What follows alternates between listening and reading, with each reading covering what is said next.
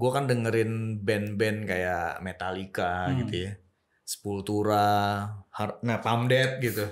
Napalm Death aja dia punya album judulnya Scum, gambarnya politisi. Iya. Jadi yang gue baca, yang gue denger, yang Di situ kesamaan lo sama Jokowi kayaknya. 1-0 ya.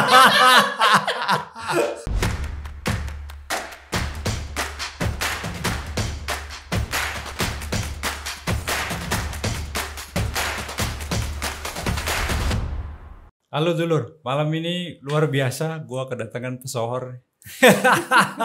Kawan lama dan sekarang sudah malang melintang lah ya di dunia hiburan khususnya musik. Wendy Putranto. Terima kasih, selamat sore, selamat malam. Thank you bro, Om sudah Dana. mau memenuhi undangan kita nih. Apa kabar bro? Baik, kabar baik, alhamdulillah sehat. Ya itu yang penting kalau sekarang tuh emang. Yoi, yang paling mahal. Iya. Sangat mahal. Lagi sibuk apa, Ben? Sibuk, dia sibuk ada mengelola suatu ruang kreatif ya. M-Block ya? Iya, sehari-hari sibuk itu karena ada kesibukan lagi, satu lagi sedang vakum. Udah setahun. Oh iya. Sering gak ya udah. Oh oke. Karena COVID. Karena COVID. Iya. Jadi setahun nggak manggung. Nggak pindah ke online. Nggak mau. Nggak mau ya. Idealis mereka. Nggak seru katanya. Iya sih memang.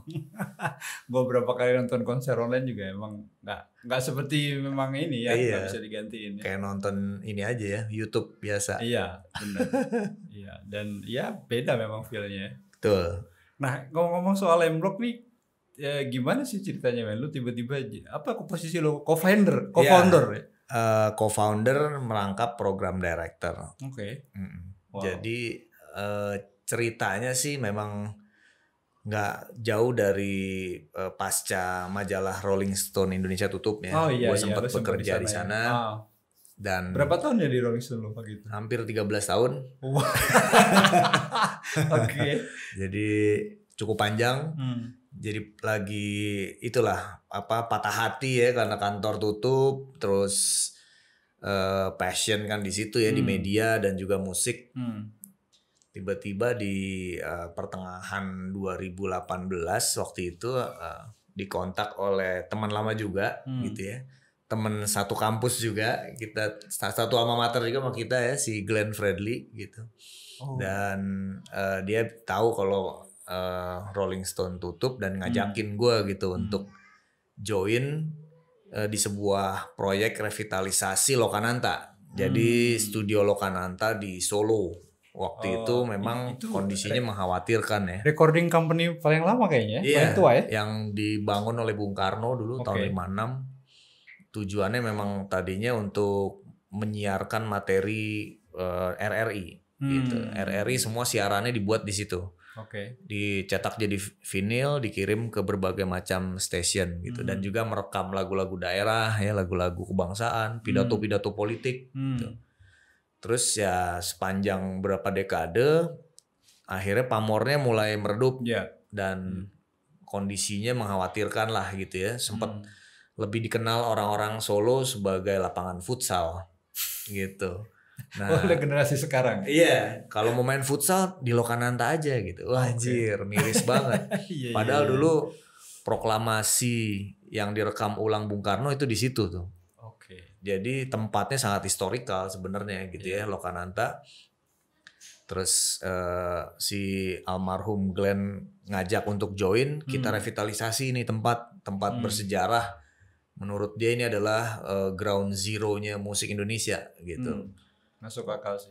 Dan gue pikir wah ini ide yang keren banget gitu. Gue support dan diajak bergabung ke dalam tim ya. Udah ada tim yang di kemudian hari orang-orangnya inilah yang kemudian ikut involve di project M-Block gitu.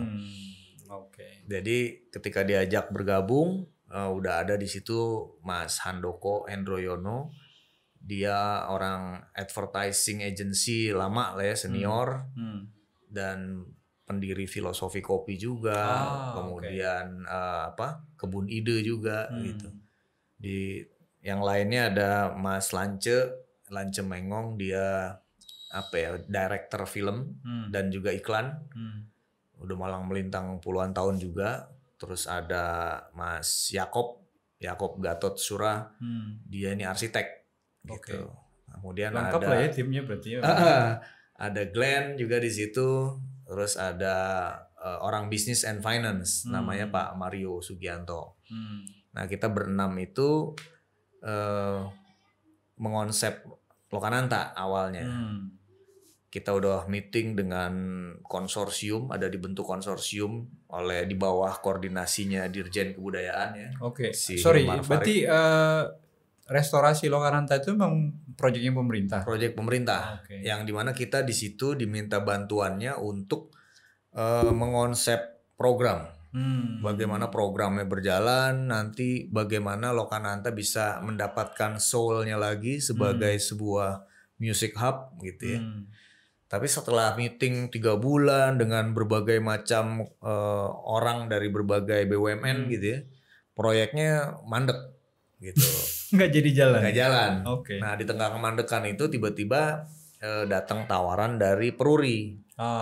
Gitu. Peruri menawarkan ada tempat seluas 7.000 meter persegi di Blok M gitu. Ya, gue sendiri kaget kan, ada tempat 7.000 meter persegi di Blok M. Karena memang nggak pernah kelihatan ya. Nggak pernah kelihatan. Jadi Peruri itu sendiri kan tempat nyetak rupiah ya. Pada tahun dari zaman sebelum merdeka sampai setelah merdeka tahun 71. Di situ tuh uang kita dicetak gitu. Sebelum akhirnya dipindahin ke Kerawang. Jadi konon kabarnya di tahun 90-an pertengahan itu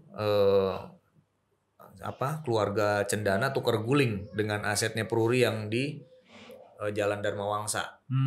Dan kemudian jadi hotel di situ. Hotel Dharma Wangsa sekarang. Jadi ditukar dengan lahan yang dibuat pabrik. Pabrik percetakan uang Peruri, akhirnya dipindah ke sana. Jadi dari tahun 94 sampai 2019 lebih dari 25 tahun itu kosong. Yang di Valatehan itu. Betul. Ada seberang kejaksaan tuh ya. Seberang kejaksaan persis itu jadi kayak rumah hantu gitu ya. Itu kan ada rumah pegawai dulu. Terus tempatnya juga serem di situ. Kalau gelap. Kalau mau ke Blok M dulu pasti kita malas jalan kaki lewat situ gitu ya. Buru-buru lah lewat situ gitu. Jadi dari sebuah tempat yang introvert gitu ya, akhirnya kita buka jadi sebuah ruang publik yang terbuka untuk umum, terus inklusif lah ya. Dan cukup mengagetkan, responnya juga sangat meriah gitu. Dan jadi tempat yang rame sekarang di situ. Dulu padahal ya jambret gitu ya, orang tawuran, pokoknya inilah kupu-kupu malam, penyakit sosial lah. Oke. Nah tapi gini men, konsepnya sama tempat nongkrong lainnya tuh apa sih yang bedain di M Block itu yang kalian konsep di awal? Iya, jadi karena memang foundernya tadi berbeda disiplin gitu ya, ada bermacam-macam bidang kreatif gitu. Jadi belakangan juga kita baru tahu bahwa yang kita lakukan itu adalah sebuah konsep placemaking. Namanya? Yes. Jadi placemaking itu adalah semacam sebuah movement untuk melakukan revitalisasi terhadap lahan-lahan yang mati bersejarah atau yang terabaikan gitu. Khususnya nggak ada nilai sejarah nggak masalah sih.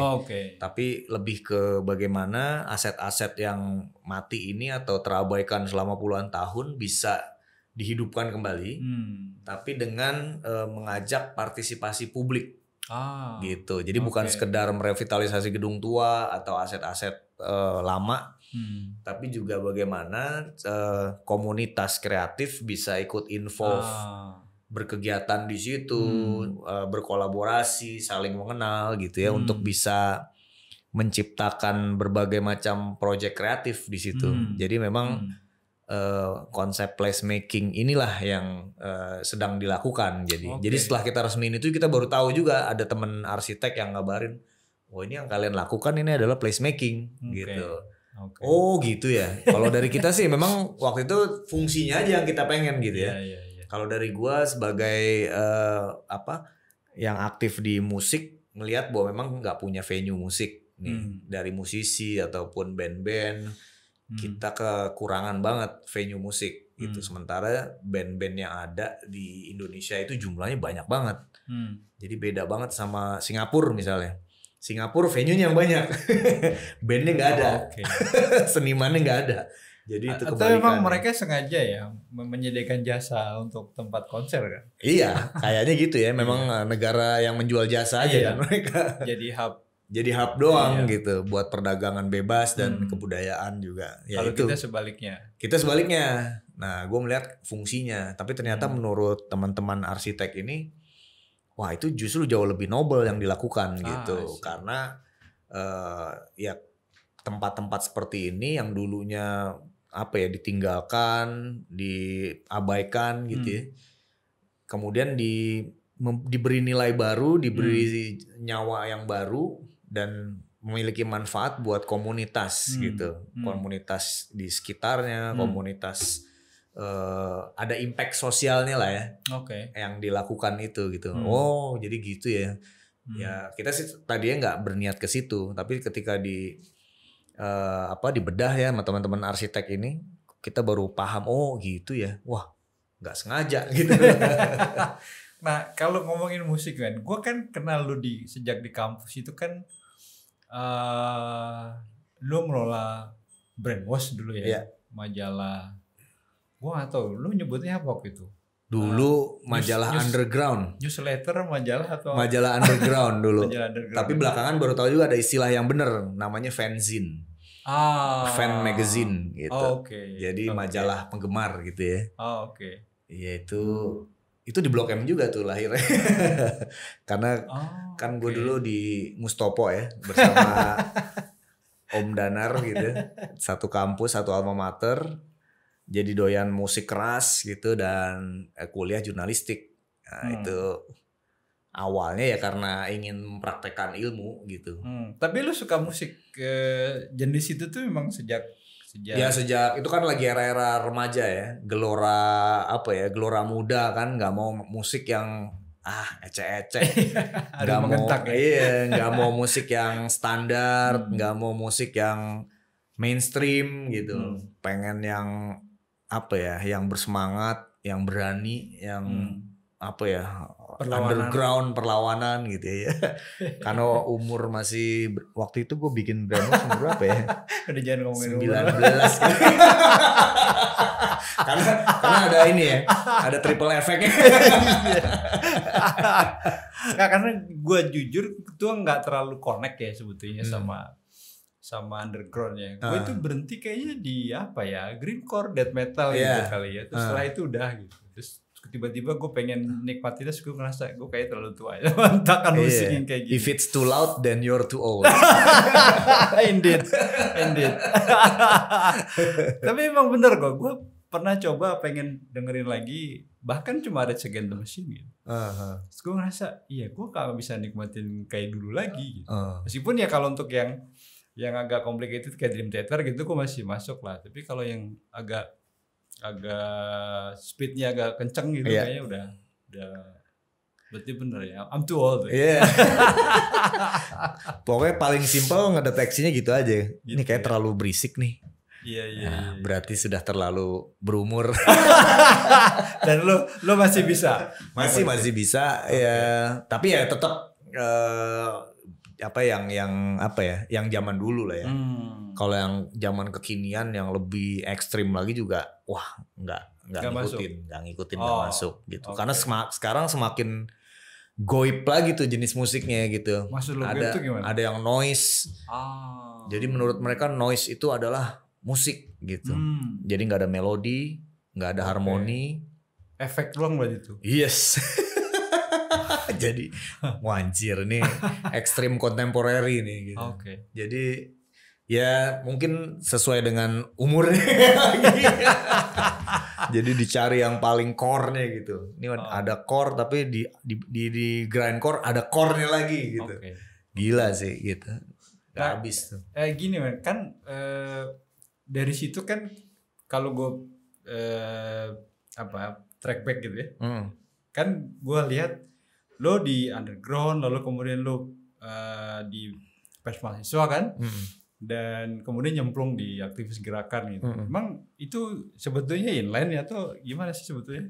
Inline sih, menurut gue inline banget gitu, karena ya gue kan dengerin band-band kayak Metallica gitu ya, Sepultura, Napalm Death gitu. Napalm Death aja dia punya album judulnya Scum, gambarnya politisi. Iya. Jadi yang gue baca, yang gue denger, yang di situ kesamaan lo sama Jokowi kayaknya. 1-0 gitu. Iya, jadi band-band itu kan memang cerita tentang kebusukan politisi gitu ya, kemudian sistem yang berantakan gitu, ya perlawanan dari kultural gitu ya, gerakan-gerakan kultural, counter culture lah jadi bilang. Jadi ya yang lo denger, yang lo baca, ya itu mempengaruhi lo gitu. And Justice for All gitu kan dari Metallica, kemudian ada Sepultura dengan album-albumnya keren-keren semua dan tema-temanya ya sangat politis gitu. Rage Against the Machine apalagi kita denger di awal 90-an itu kan ini beda nih sama yang lain nih musiknya nih. Ini komunis tapi ngerok gitu. Iya, jadi gue belajar banyak dari Rage Against the Machine tentang Marxisme misalnya gitu. Oke. Jadi menarik ya, malah dari situ. Dari era yang lo belajar. Dari buku nggak mungkin tahun itu Nang.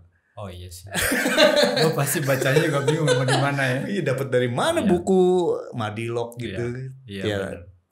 Taunya dari Che Guevara ya kan, dipakai jadi simbolnya Rage Against the Machine. Meskipun banyak juga yang nggak tahu sebetulnya nih siapa sih. Iya, ini mamang-mamang siapa sih sebenarnya gitu. Iya. Cuma ya band-band itulah yang kemudian memperkenalkan dengan literatur berikutnya. Jadi pintu gerbangnya di situ gitu. Mengenal ini, mengenal itu. Dan ya cocok jadinya. Wah gitu. Idealismenya jadi dapet bensin gitu kan. Wah, kena apinya nih, jadi membakar banget. Dan itu kalau yang lo perhatikan itu memang nggak hanya lo, artinya teman-teman lo yang seangkatan ya gitu. Rata-rata mengenal band-band itu dari situ, mengenal aktivisme ya, mengenal diskursus kiri gitu ya. Itu dari band-band itu gitu. Jadi memang sesuatu yang tidak sengaja kita temukan gitu. Dan ketika ya tahu di kampus dulu kan, ternyata ada gerombolan pemberontak juga gitu.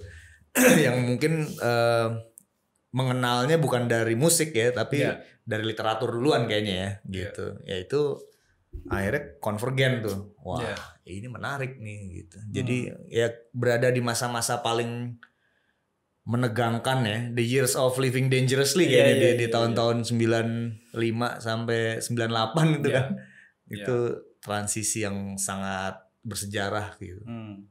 Itu kayaknya sih. Dan lo merasa itu adalah pengalaman yang luar biasa. Pasti gitu ya. Unforgettable moment sih. Gak mungkin. Ya mungkin 32 tahun lagi kali ya. 32 tahun dari 98 kali. Berarti di 2000 berapa? 45. Oke. We will see lah ya. Gitu. Oke. Menarik ya, Brad. Nah, kalau lo lihat sekarang kecenderungannya gimana, Ben? Maksud gua nggak pengen ngejudge katakanlah generasi milenial ya. Tapi kan lo ada di satu sentrum lokasi di mana anak milenial tuh gue berinteraksi dan lo pasti ngamati mereka. Betul. Terus, involve bahkan berinteraksi. Apalagi lo involve. Lo ngeliatnya gimana? Kalau dari sisi M-Block memang terus terang bukan crowd yang diharapkan ya, dalam artian anak-anak muda yang nongkrong di sana memang mereka lebih ke kreatif gitu. Dalam arti ya hal-hal yang non politis gitu. Jadi secara ini sendiri sih nggak bersentuhan langsung, nggak berinteraksi langsung dengan misalnya gerakan zaman sekarang gitu ya, atau aktivis-aktivisnya gitu. tapi masih terkomunikasi, masih terkoneksi justru dengan band-band. Band-band yang katakanlah kritis gitu ya. Dengan teman-teman band yang bukan hanya bermain musik, tapi dia juga memberikan kritik, memberikan penyadaran lah lewat musik dan liriknya gitu. Ya kayak misalnya dengan Seringai gitu ya. Kemudian dengan Efek Rumah Kaca. Yang paling muda lagi dengan Fish. Ada juga Homicide misalnya kan zaman dulu. Yeah. Dan band-band masa kini yang tetap kritis lah di lirik lagu-lagunya gitu dengan Kartika Yahya gitu ya. Nah, teman-teman ini yang memang backgroundnya musik mereka. Tapi ketika kemarin kita dapat ancaman dengan RUU Permusikan. Lo juga salah satu ini tuh tokoh yang sering muncul. Jadi kita konsolidasi dengan cepat waktu itu gitu dengan teman-teman dan melakukan advokasi atau melakukan resistensi kali ya lebih tepatnya terhadap rencana dari musisi juga ya idenya. Ya palingnya menyuarakan ketidaksetujuan lah ya. Betul. Kita menyuarakan ketidaksetujuan dan memprotes lah gitu. Dan ya itu pencapaian yang cukup di luar dugaan juga keren tuh. Sih menurut gua. Karena akhirnya ditarik dari program legislasi nasional tuh dari Prolegnas dibatalkan ya idenya gitu ya. Jadi mungkin kalau nggak disikapin kemarin sih udah terjadi jalan, udah jalan terus karena udah masuk Prolegnas prioritas gitu. Meskipun belum mulai dibahas. Udah dibahas. Udah dibahas. Udah jadi draft. RUU-nya sudah menyebar. Udah menjadi RUU, udah menyebar, tinggal waktu itu direspons oleh pemerintah aja. Karena idenya datang dari DPR, dari Anang ya khususnya. Inisiatifnya dari Anang waktu itu, yang sialnya musisi juga gitu. Tapi sudah bertobat kayaknya Anang. Iya, sekarang udah di luar parlemen kan. Nggak, maksud gua di dalam kasus RUU. Oh iya, tobat karena waktu itu di sidang di Potlot. Dipanggil oleh Bim kakak dan itu kan base camp Anang lama kan. Betul. Jadi memang waktu itu udah deadlock kita pembahasan dan sebagainya. Akhirnya dikontak oleh teman-teman slang lah, mau didamain gitu. Ya udah. Ini udah kayak cendana nelpon kan kalau di tahun 80-an ya. Wah dipanggil nih oleh Bim. Wah tuh kalau udah El Comandante manggil ya udah dipanggil diketemuin tuh kita dari dulu frontnya namanya KNTL RUUP Koalisi Nasional Tolak Rancangan Undang-Undang Permusikan. Kalian tuh bikin nama juga. Itu gue yang bikin nama. Iya. Gue udah duga sih.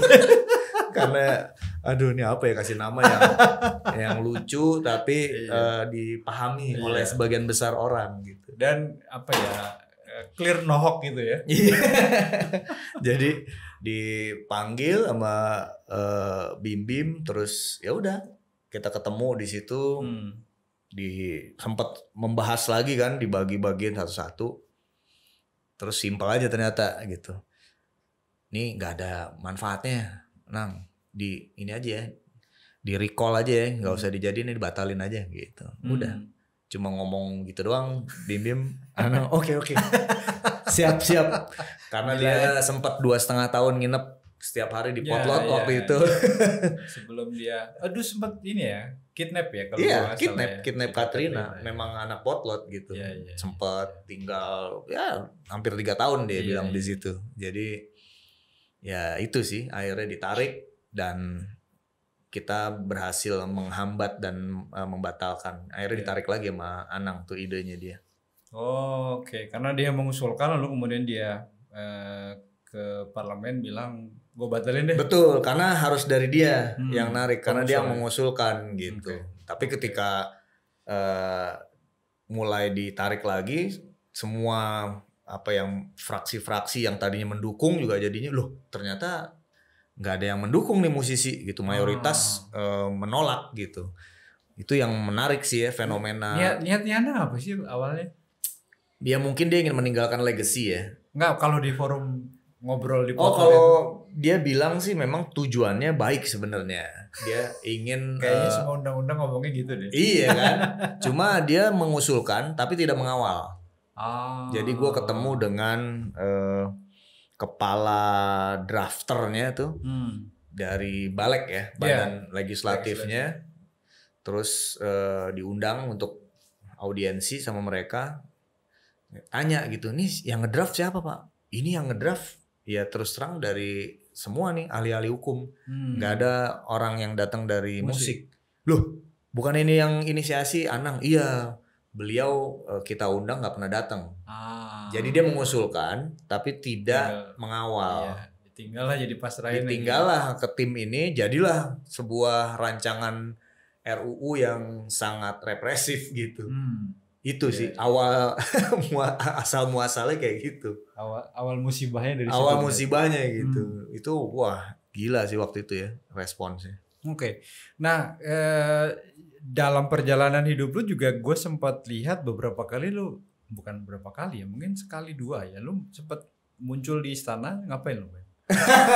Nggak, gue ini pertanyaan gue netral ya. Gue nggak curiga lo. Betul. Jadi gue waktu itu ikut konferensi musik Indonesia yang diadakan oleh inisiatornya Glenn almarhum di Ambon.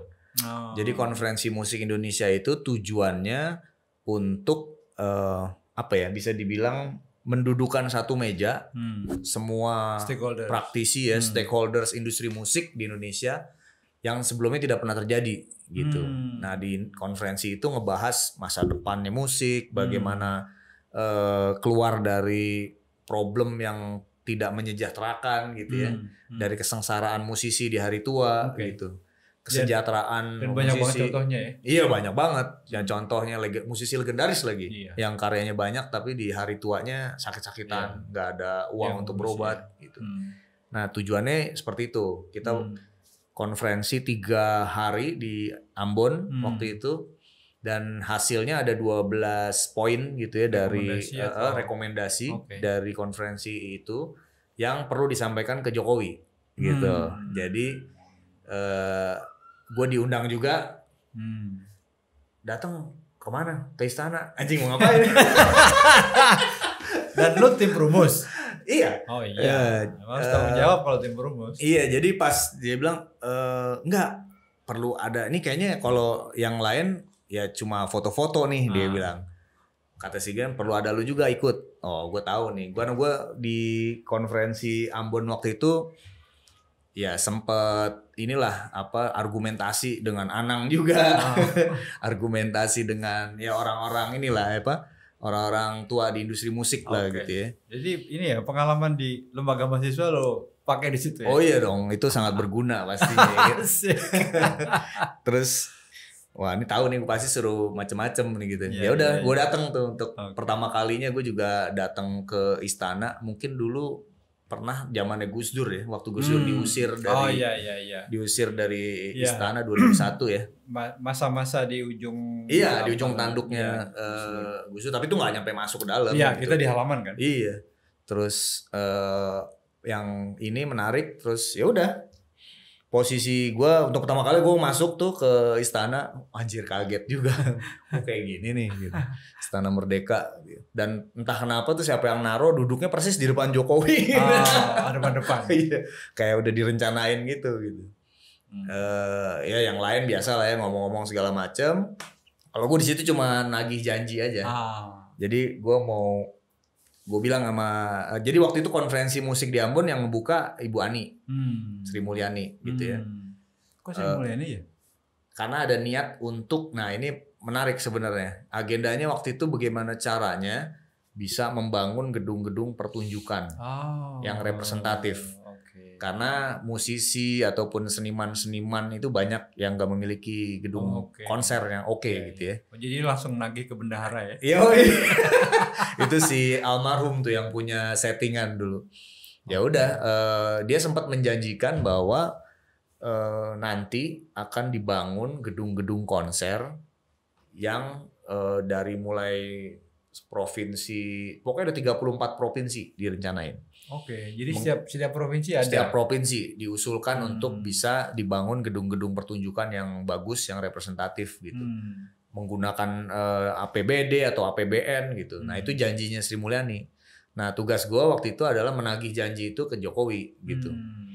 Dan statementnya Sri Mulyani keluar pada saat konferensi itu di Ambon gitu. Ya udah, ya gue fait accompli dong ke bosnya gitu. Ya sebetulnya nggak fait accompli sih, lo ngasih tahu bahwa Sri Mulyani janji ini. Iya betul. Lo ikut tanggung jawab gitu kan? Iya, jadi gue bilang gini. Jadi gini Pak, waktu di konferensi Ambon tempo hari, anak buah Bapak waktu itu sempat ngomong gitu bahwa dia mau membangun gedung konser. Gedung konser yang bagus ada di 34 provinsi. Nah, Bapak udah tahu belum tentang itu? Itu siapa yang ngomong katanya? Bu Ani, Pak. Bapak udah tahu belum? Wah, belum, saya belum tahu nih. Wah. Ternyata belum dilaporin gitu. Jadi ya itu gimana kejadiannya, Pak, gitu. Karena terus terang buat kami semua itu adalah sebuah janji yang harus dilunasi. Oke, dia langsung ngetik-ngetik gitu di iPad-nya itu. Siap, saya akan tindak lanjuti gitu. Ya udah, kalau yang lain kan biasa berkeluh kesah atau fanboy lah ya, jadi foto-foto dan sebagainya. Kalau gue itu aja gitu, nagih janji gitu. Dan itu periode pertamanya Jokowi? Iya, di akhir periode pertama ya. Waktu itu bulan Maret 2018, 2 tahun lalu. Dan dengan COVID ini kayaknya masih jauh ya? Bye. Atau bahkan bye? Bye lah pasti. Ya ibu kota baru aja bye kan? Apalagi gedung konser gitu. Nah kalau ngelihat sepanjang yang lo perhatiin nih Wen, pandangan pemerintah atau respon pemerintah terhadap musisi dan seniman tuh gimana sih sepanjang yang lo lihat gitu? Misalnya dari sekian presiden yang lo lihat. Yang menarik mungkin dari era Gus Dur ya. Kalau Gus Dur gue kebetulan pernah ngobrol, waktu itu pernah wawancara ketika di Rolling Stone. Itu menarik sih gitu ya. Karena ternyata Gus Dur sangat-sangat heavy metal gitu. Banyak diajarin tentang Led Zeppelin, diajarin tentang Guns N' Roses. Iya. Jadi ketika nanya ke Gus Dur tentang, kan gue pernah dengar kalau dia selain musik klasik juga dia banyak denger musik-musik metal ataupun rock gitu. Ya dia cerita tentang itu bahwa Axl Rose itu jauh lebih keren daripada Robert Plant, dia bilang. Wow. Jadi gue kaget kan, ini kiai tapi sangat paham musik gitu dan eranya dia tuh salah satu yang paling menarik kan dalam sejarah kepresidenan di Indonesia gitu. Jadi ketika walaupun sebentar tapi dia sukses bikin rame lah ya. Sukses bikin rame, sukses membumikan istana gitu. Jadi accessible buat semua orang gitu. Termasuk protokolnya bubar lah. Termasuk pakai sarung dan sendal jepit bisa masuk kan. Karena setelah itu gue sempat dilarang masuk ke istana kalau pakai celana jeans gitu, nggak boleh gitu. Jadi cuma di era dia doang kayaknya yang bisa. Di era Megawati sih skip ya, nggak menarik. Terus di era SBY itu yang menariknya, tim Rolling Stone sempat disambut oleh SBY. Gitu. Jadi ketika tim Rolling Stone itu siapa maksudnya? Kebetulan waktu itu gue belum bergabung ya dengan tim yang pertama banget. Gue tuh gabung di bulan ketiga di majalah Rolling Stone, dan di bulan keduanya redaksinya, awak redaksi dan pemretnya, karena kebetulan waktu itu salah satu PU-nya itu ada Andi F. Noya, PU-nya Rolling Stone. Nah dia yang membawa awak redaksi ke temu SBY gitu. Dan mereka ketika disambut SBY mengundang band Istana. Jadi ketika udah dipersilakan masuk, anak-anak cerita, wah pas kita masuk, band Istana main langsung, gitu. Jadi cukup mengesankan kata anak-anak. Dan dia sempat main bass juga di situ. walaupun dia sempat merilis album dan kita kasih 1 bintang reviewnya waktu itu dari 5 bintang. Iya. Karena emang jelek albumnya gitu. Tapi ya itu salah satu presiden yang cukup musikal gitu. Meskipun itu baru respon pendek ya kalau gue denger cerita lo tadi kan. Artinya dia belum keluar dari satu kebijakan yang memang benar-benar secara jangka panjang memang melindungi musisi. Iya, kalau melindungi musisi sih belum ada. Sampai yang terakhir ini juga belum kelihatan dari sisi ininya penegakan hukum ya untuk pelanggaran terhadap hak cipta gitu. Terus mungkin ya dibentuknya badan seperti Bekraf aja baru ada kelihatan dari sisi itu gitu. Tapi kemudian dibubarin. Baru belum nyampe 5 tahun kayaknya udah dibubarin gitu. Nah, kalau lu dan teman-teman komunitas musik lu ngeliat situasi politik sekarang gimana sih, Wen? Ya itu tadi, jadi teman-teman yang bergabung di KNTL RUP ini ketika Anjir, kok gak bisa nan ketawa. Ketika kan udah tercapai kan, oke, kita menang gitu ya, RUU-nya dibatalin. Iya. Akhirnya kita harus ganti nama nih gitu. Iya benar. Jadi karena memang nama itu kan lo buat hanya untuk melawan pembahasan RUU doang kan. Iya, udah selesai kan, udah menang. Tapi bukan advokasi jangka panjang. Tapi nggak mau kita bubarin karena kita merasa adanya WhatsApp group itulah yang membuat kita menjadi terkonsolidasi gitu ya. Bersatu juga. Dan ya teman-teman musisi yang tergabung di situ yang punya pemikiran satu visi gitu dengan gue, dengan teman-teman yang lain gitu. Akhirnya kita ganti namanya dari jejaring skena musik gitu. Itu karena dari mulai Sumatera sampai ke Sulawesi ada di situ. Jadi teman-teman musisi independen ya, kebanyakan teman-teman musisi independen yang wah ini jangan dibubarin. Ya udah kita saling berdiskusi terus di situ. Jadi setelah kita menang gitu ya, kan kita juga dapat banyak info tentang produk-produk RUU berikutnya ya, kayak misalnya RUU PKS yang sampai sekarang masih tertahan gitu ya. Kemudian ada RUU Minerba gitu. Jadi kita jadi mengamati RUU yang lain.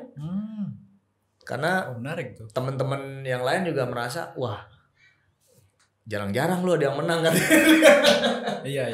Jadi akhirnya kita aware tuh dengan isu-isu RUU dan mulai gue ngerti nih jalurnya RUU ini dibentuk tuh kayak gimana awalnya gitu ya, dari mulai rancangan dari mulai ide sampai rancangan gue tahu step-stepnya sekarang, dan kita terus aktif di situ sampai yang terakhir ya Omnibus Law. Omnibus Law itu juga kita menyikapi itu juga, dan kalau dari si Seringai sendiri memang satu band udah sepakat untuk menolak gitu ya, karena lebih banyak mudaratnya itu di situ, dan teman-teman yang lain juga akhirnya ngikutin gitu. Efek Rumah Kaca gitu ya, terus si Kartika Yahya, teman-teman Fish juga. Jadi wah ini influensial berarti grup ini gitu. Jadi itu yang membuat kita wah ini harus dipertahankan, paling nggak sebagai sarana tukar informasi di situ. Jadi nggak hanya melulu bahas musik di situ. Gitu, itu yang menarik sih. Jadi mereka semua aware dengan isu-isu terkini gitu. Yang paling mutakhir ya itu ya si Omnibus Law kemarin gitu. Menarik ya. Jadi pembahasannya sekarang lebih cenderung ke public policy advocacy gitu. Yes. Keren sih. Itu yang gue juga ngerasa ini kok jadi kesini ya gitu. Padahal ini anak-anak musik semua. Anak-anak yang tadinya sebetulnya nggak pernah aware sama. Ya kecuali beberapa band ya. Tapi kayak misalnya Danila gitu, itu ada di situ. Ada Rara Sekar. Rara Sekar sekarang jadi aktivis banget dia gitu.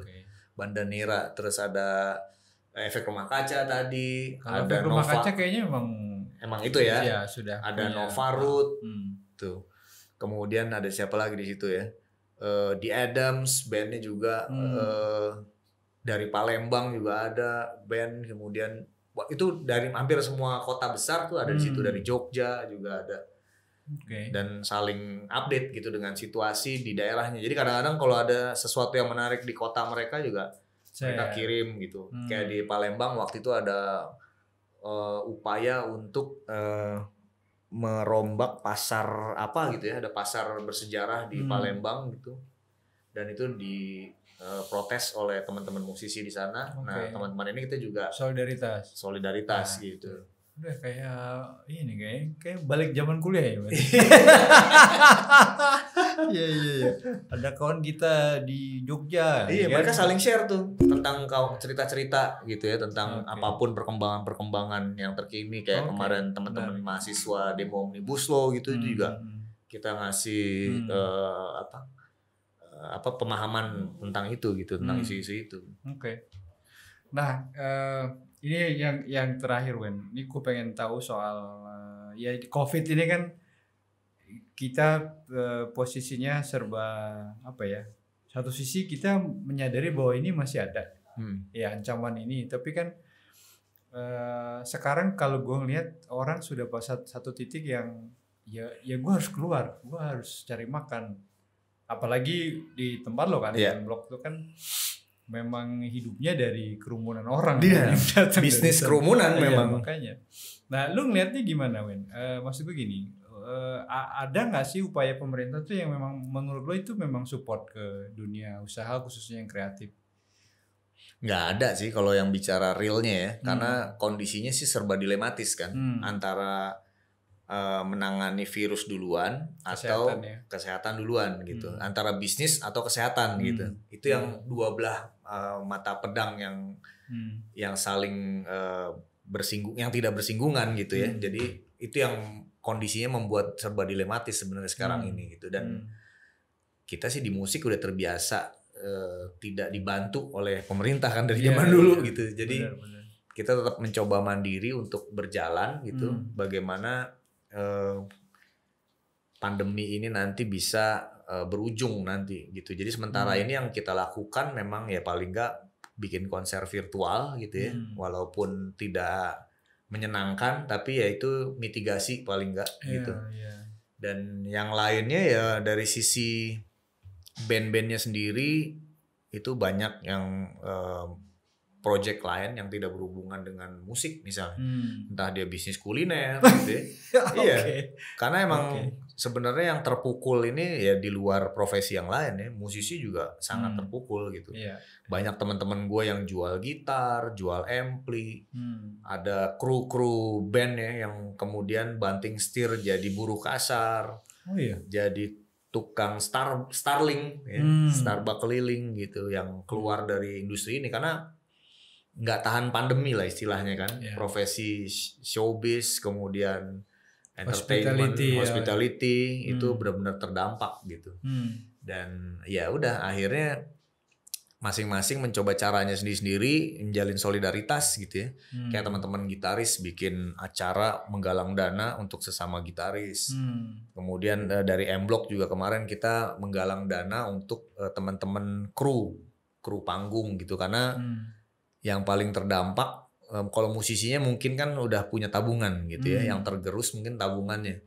Tapi kalau teman-teman kru acara, kru band itu mereka ya pekerja harian. Supporting ininya ya. Betul, dari kami ya mengumpulkan donasi waktu itu untuk kita berikan ke mereka gitu. Jadi itu sih, cuma kan kita tahu kalau yang namanya donasi nggak sustain gitu ya. Itu kan kayak pemadam kebakaran lah ya. Betul, yang sifatnya cuma sementara. Itu yang memang kita pikirkan bagaimana caranya bisa mulai bergerak lagi, misalnya dengan cara membuat konser gitu ya, dan tetap menerapkan protokol kesehatan yang ketat. Entah itu dia harus dirapid dulu sebelum nonton konser, nonton konsernya duduk dengan berjarak 1 meter gitu ya, kemudian mengenakan masker sepanjang pertunjukan gitu.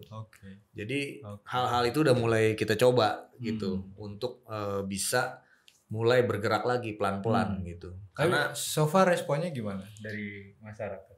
Ya masih kecil, karena mereka masih takut banyakan ya.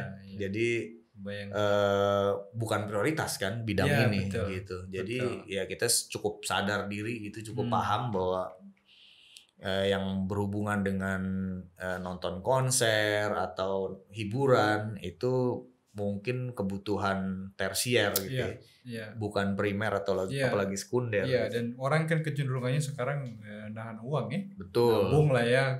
Itu terasa banget. Meminimalisir pengeluaran yang nggak perlu kan. Bener, buying power juga menurun, terasa banget untuk hal-hal yang substansial dulu nih kayaknya sekarang gitu. Ya paling nggak kita lihat sampai akhir 2021 jangan-jangan. Oke, masih setahun lagi berarti. Iya, yang paling masuk akal kayaknya karena kan nunggu vaksin yang lebih aman ya. Iya. Itu pun asumsinya kan juga soal distribusinya nggak masalah, soal aksesnya mudah itu kan masih harus kita pastikan juga kan. Dan kandungannya sih ya, mungkin efektivitasnya juga gimana. Betul. Gitu. Itu sih kayaknya. Oke. Sip, Wen. Terima kasih banyak nih, Wen. Sama-sama. Luar biasa, nanti kita ganggu lagi kalau bersedia khususnya untuk cerita soal tanggap COVID. Oke, siap. Dengan senang hati. Siap. Terima kasih, Nar. Thank you.